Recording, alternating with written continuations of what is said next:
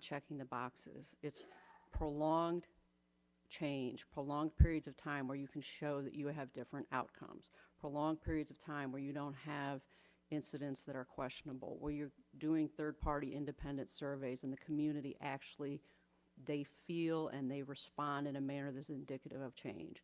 The traffic stops, for instance, we have to be looking real time at traffic stop data and arrest data. My commanders need to see what their employees are doing. What are the demographics of the motorists that they're stopping or the individuals they're arresting? So we're working to get these dashboards built. So we know for many of these things what we need to do to make change and be successful in this area, but we're also realistic about the implementation, and it's not going to happen overnight, and so we're just going to keep chipping away at it, but we're committed to getting it right. So with that, Mayor, thank you.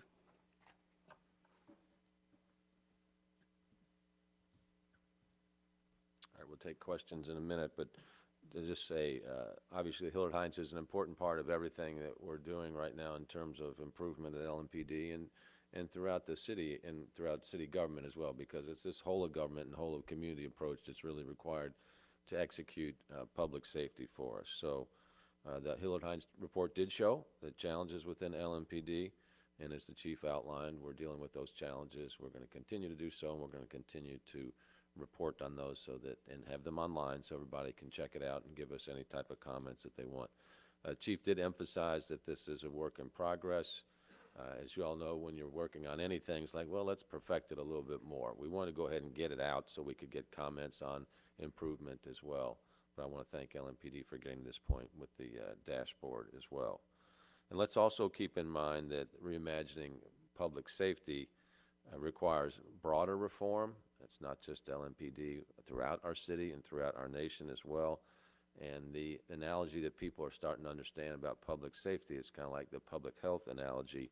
It's just far too big for any one entity to be responsible for, and it's something that we all have a role in creating. And that's why we're emphasizing with the budget this year that it's really a system that's required to effectively reimagine what public safety is. You know, so often people are going to say, what are the police going to do about this? Public safety is about a lot more than the police department. Clearly, they play a very important role in the enforcement of laws and constitutional policing. But when you think about creating a whole safe city approach, it's a system. And in our budget, we're emphasizing it includes 6 pillars. The first one being community mobilization, and then the second being investments in intervention. The next is prevention. The fourth element, the pillar, is law enforcement, what we're talking about here today. The fifth is organizational change, like implementing things like the Civilian Review Board. And then the last is reentry. How do we make sure people exiting the jail or prison come back into a community, have housing, have a job, get started back on the right path? So it's that whole system that we are funding more aggressively in our budget, quadrupling the amount of money that's gone into that compared to prior years. So working on all those pieces together is what leads us to, I think, real public safety and racial justice and equity within our community. So we're looking forward to that work and look forward to everybody being involved with it. So with that, we're happy to take any questions.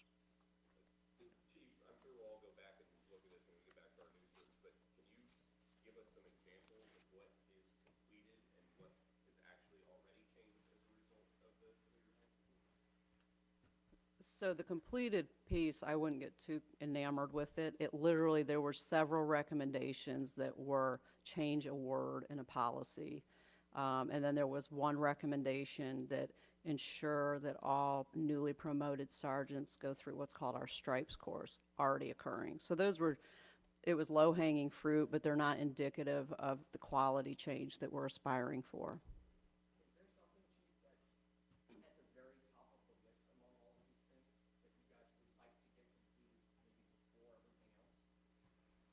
And that's where I would say to you that I'm not looking to check completed, because, listen, if we're really making change, that's not going to be the judge of it.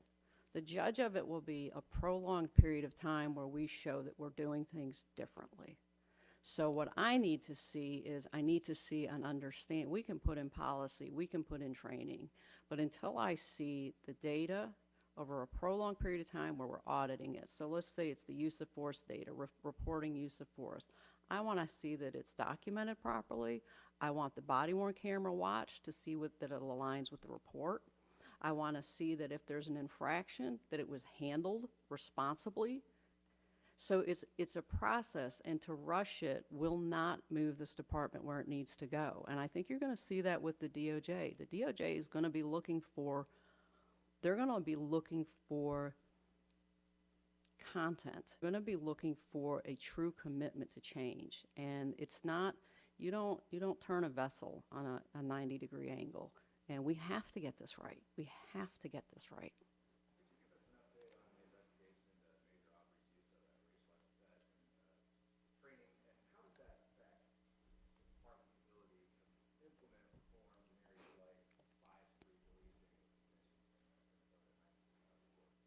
Well, so what I'll say is Major Gregory has had a stellar career with this department and was shot last year during the protests and came to work the next day.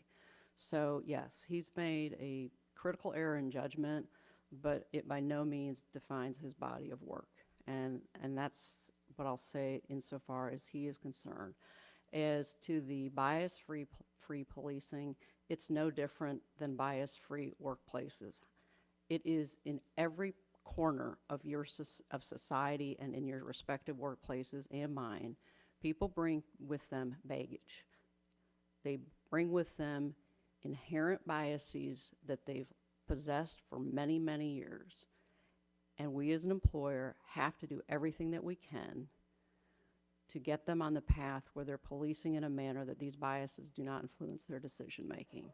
My workplace is no different than yours. It's just much more public, and we have far more authority, which is why we have to take it so seriously. But at the end of the day, what I am obligated to do and committed to do is ensure that our officers are not only the best trained in the country, but they're applying their training in a manner consistently across every neighborhood in this city and county.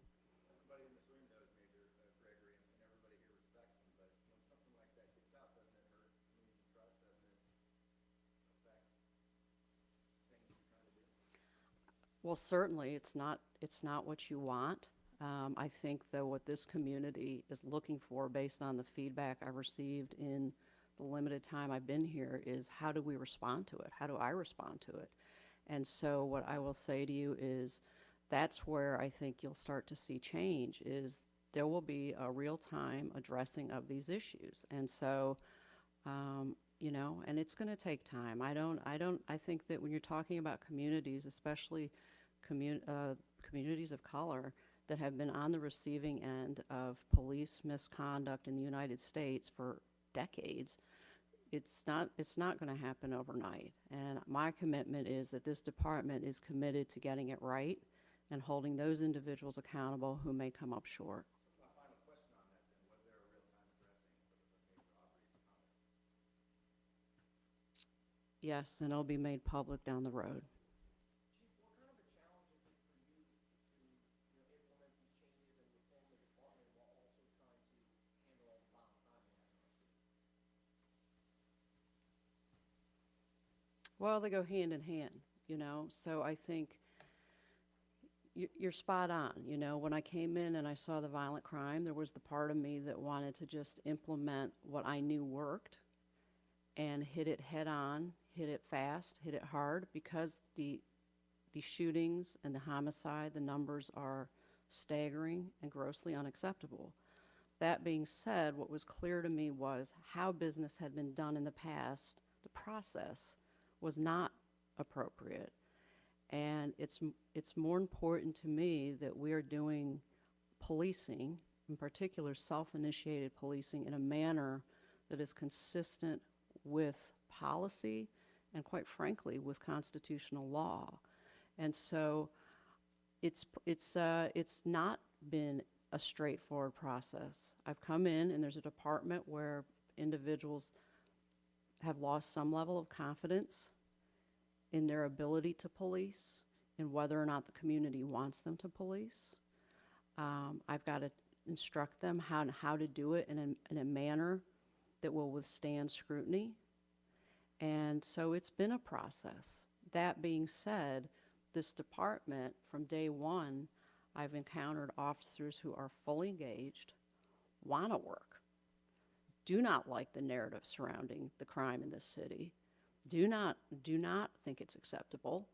And so it's just also figuring out a way of how do we, what operationally do we do differently to ensure that we are arresting those individuals who are driving violent crime. And it's a strong department. It's got great people. What I would say, though, and you see this in many agencies, is we can become so focused on the outcome, we bypass the process. And if the process is incorrect, that's when you get the violations. This might dovetail off of that a little bit. This report found that you have 75% of officers who would leave the department if they could right now, or when the report was done, when the surveys were taken. What are you doing right now for retention and morale? So what I'd say to you, I think if you went across America, particularly to urban areas in August, as this report was, and asked police if they wanted to leave, it would have been markedly high in every city, unfortunately. And so I think it's indicative of a much greater problem, and that is people don't want to enter into the profession of policing right now. We have to rebrand ourselves. We've made a number of serious missteps, high-profile missteps, that have made the profession very unappealing. So my job is to rebrand how we do business here, to ensure that we are appealing to the few applicants that are out there, to ensure that we're recruiting in those areas where we have the greatest likelihood of getting quality applicants, and to continue to fight for the benefits of the officers. The report also notes that